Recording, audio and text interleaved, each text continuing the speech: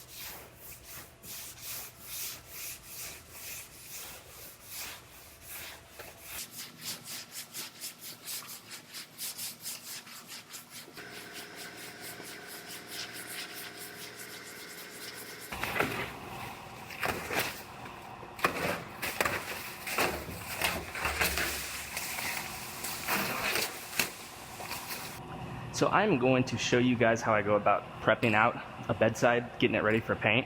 I went ahead and I blocked all of this with 320 grit. Now I'm gonna put a guide coat on it.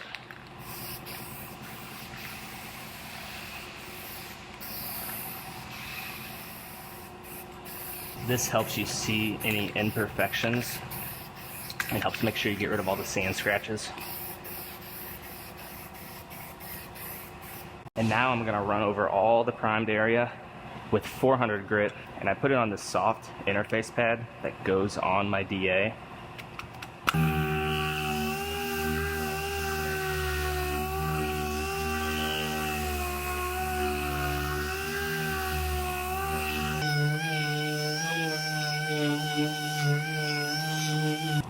Now I'm gonna put one more coat of guide coat over all the primed area, and I'm going to finish all of this area out with a 600 grit.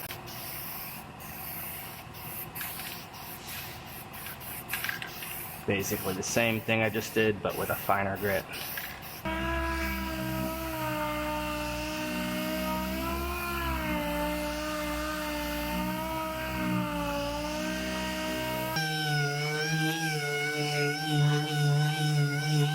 You put your sandpaper on a scuff pad, it sticks to it, and then you could get up in here, assuming you have the hook it type sandpaper. Then it makes it real easy to get to the kite areas.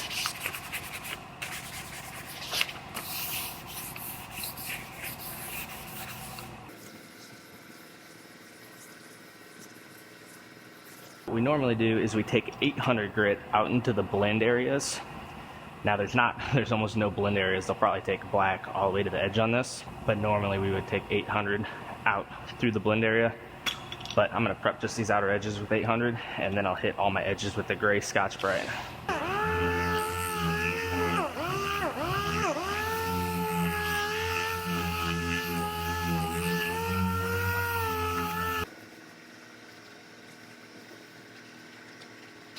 As far as the top goes here, I'm not sure how far our paint department is going to want us to prep it.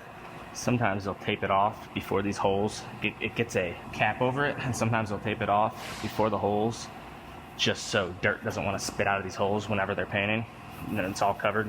But I'm not sure what they're going to want to do, so I'm just going to prep right up to here, and then if they want to prep it further, they can. And that's basically it. Now obviously it still has to be cleaned off and everything, and we also have to prep out this cab corner and the rear door, and the bed will get lifted off in order to paint the cab corner. There was minor scratches in here they prepped out, but that's how I go about prepping out a bedside.